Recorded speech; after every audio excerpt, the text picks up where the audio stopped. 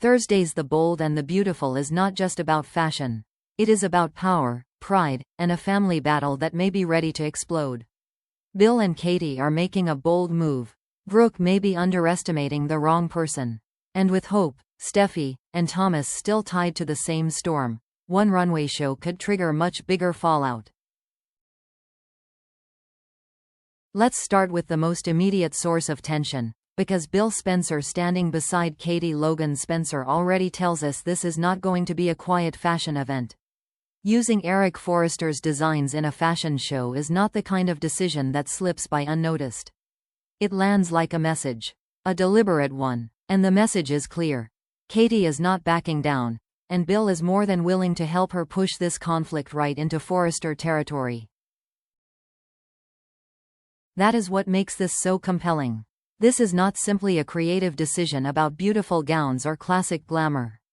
It feels like strategy. It feels provocative. It feels designed to get under Brooke and Ridge's skin in the most public way possible. Because in this world, fashion is never just fashion. It is legacy. It is ownership. It is power. And when someone uses Forrester brilliance outside the emotional boundaries that Ridge and Brooke expect, it instantly becomes personal. Bill's presence only intensifies that effect. He knows exactly how to apply pressure. He knows how to turn discomfort into spectacle. And when he teams up with Katie, the result is even more interesting because Katie does not need to scream to make an impact. She can be calm, polished, and absolutely relentless. That combination may be what makes this move so threatening to the Forresters. The Logan models walking that runway could become more than a visual moment. They could become a symbol of shifting control. And if that happens, Thursday's show may leave behind much more than applause. It may leave bruised egos, simmering resentment, and a bigger war than anyone wants to admit. Now let's talk about Brooke, because her reaction to Katie may end up revealing more than the fashion show itself. One of the most fascinating layers in this storyline is that Brooke still seems to view Katie through an outdated lens. She still treats her younger sister like someone who needs guidance, correction, or quiet supervision. And that attitude may be doing far more damage than Brooke realizes. Because Katie is not a child. She is not someone playing dress-up in a world too large for her. She is experienced. She is capable. She has grown into a sharp and effective public relations force. More importantly, she has earned that growth. That is why Brooke's perspective feels so loaded. It is not just dismissive.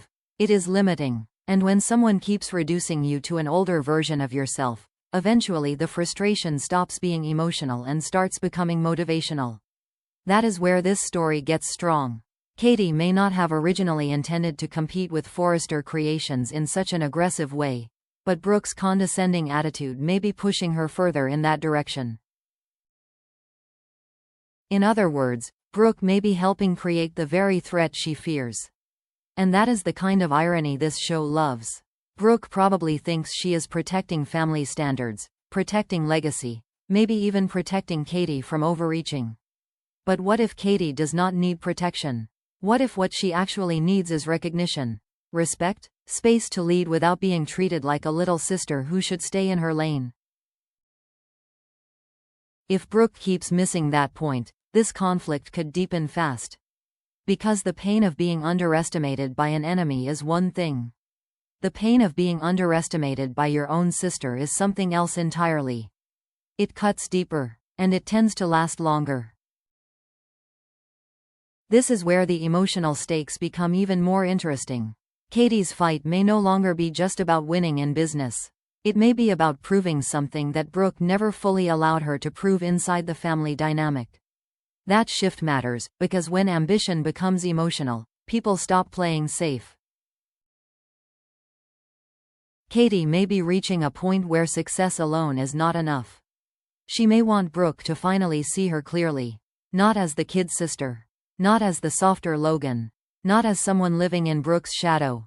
But as a woman who can build, lead, and command her own spotlight. And if that recognition never comes, Katie may stop seeking approval and start enjoying rebellion. That changes everything. Because once someone stops wanting peace more than they want dignity, they become much harder to control. Katie could become far more daring than Brooke expects. Far more strategic than Ridge expects. And with Bill beside her, that transformation could become very dangerous for the Forrester side. Bill does not just support bold action.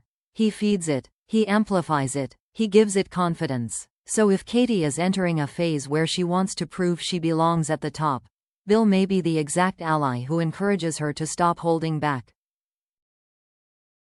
That is why Thursday's episode feels important. Not because every truth will explode right away, but because we may be watching Katie cross an invisible line. The line between reacting to family pressure and deciding to become a true competitor. Then we have Thomas Forrester, and this is where the power map gets more complicated.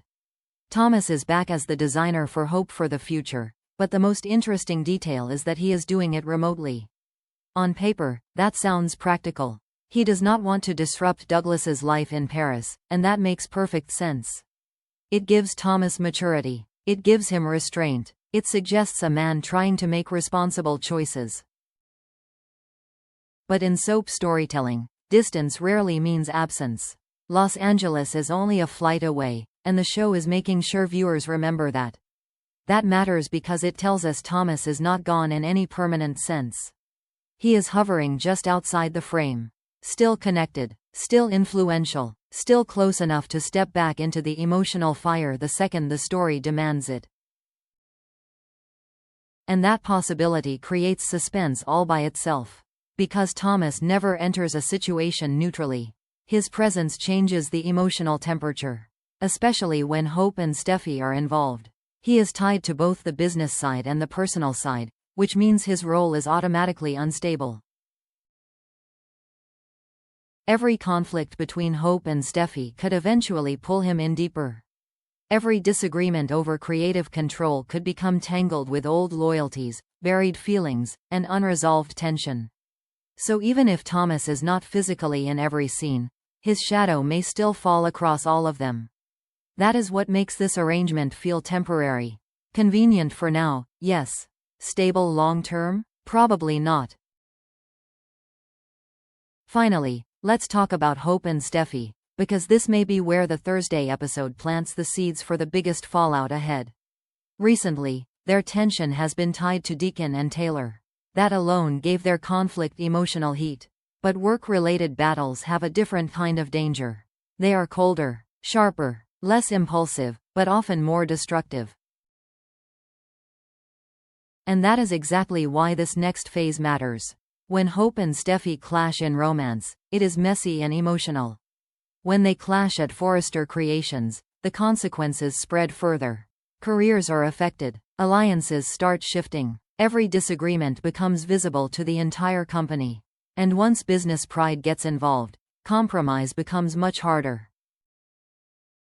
Thomas's role in Hope for the future makes that even more volatile. Because now every move Hope makes, every objection Steffy raises, and every design decision tied to Thomas could feel like part of a larger power struggle. Not just over a line. Not just over strategy, but over who truly gets to shape the future of Forrester. That is the deeper issue here. Hope and Steffy are not simply arguing over preferences. They are fighting over influence. Over relevance. Over whose voice matters most when the company faces pressure. And when two women with that much history are forced back into a competitive space, things rarely stay professional for long. So Thursday may not deliver one giant explosion all at once. It may do something more effective. It may lay out the fault lines. Katie versus Brooke, Bill versus the Forresters, Hope versus Steffy, and Thomas positioned like a variable that could destabilize all of it at any moment. So Thursday's episode may be less about one shocking twist and more about dangerous momentum. Katie looks ready to prove she is done being underestimated. Brooke may be making that mission easier without even realizing it. Bill is clearly enjoying the pressure. And with Hope, Steffy, and Thomas all tied to the same unstable creative future. The next phase of this storyline could get very messy, very fast. What do you think is the biggest threat right now? Katie's rise, Brooke's blind spot, or the hope Steffy wore pulling Thomas back into the center? Let me know in the comments. And if you enjoy the bold and the beautiful spoilers with drama, detail, and deeper analysis, don't forget to like, share, and subscribe for more updates. Because in this story, the runway may only be the beginning, and the real fallout may still be waiting just off stage.